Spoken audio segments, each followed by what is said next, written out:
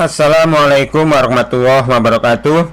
Alhamdulillahilladzi arsala rasulahu bil huda wa dinil haq liyudhhirahu ala dini kullihi wa kafa billahi shahida.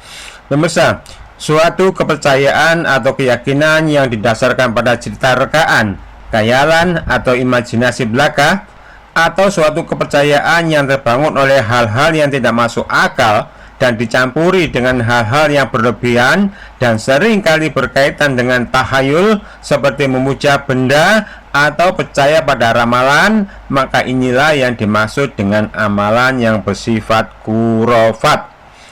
Jadi jelas bahwa khurafat itu didominasi oleh kebohongan dan khayalan berdasarkan rekaan imajinasi yang tidak memiliki dasar yang logis dan membuang objektivitas dan keilmiaan.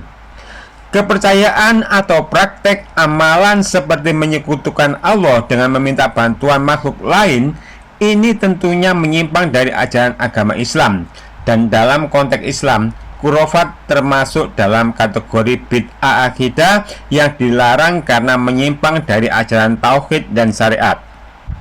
Namun anehnya, sebegitu menyimpangnya khurafat hingga jadi sebab menyeret seseorang hingga terjatuh pada kesyirikan, tapi toh banyak tokoh yang umat meyakini mereka adalah orang-orang yang berilmu, namun justru dari mereka lah wejangan-wejangan khurafat itu disampaikan dan akhirnya menjadi konsumsi yang dianggap benar dari umat yang awam.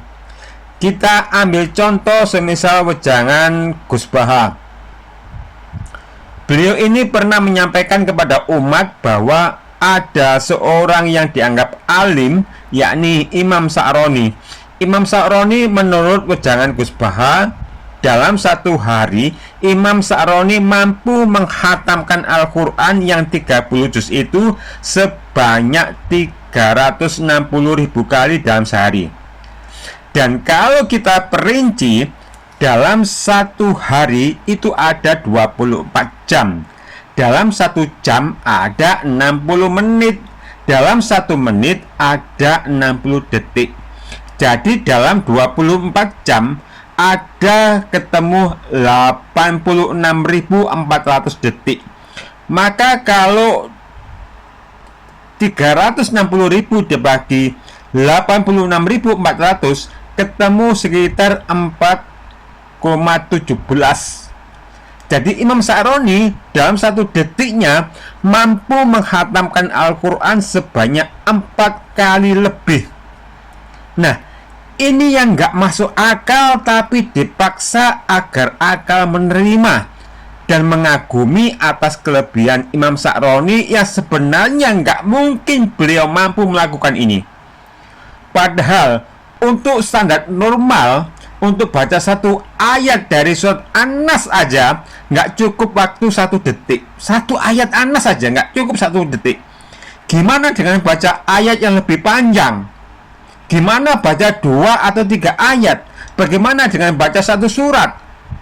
Lebih nggak masuk akal.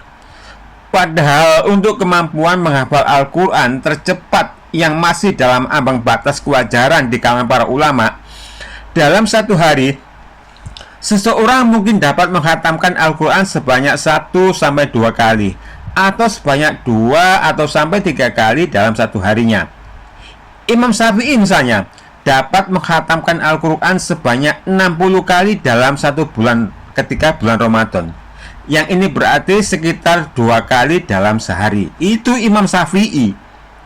Jadi secara pembuktian fakta, maka apa yang dikisahkan oleh Gus Baha tersebut terlalu melampaui akal sehat, sehingga ketemunya menjadi tidak sehat bila harus dipercaya.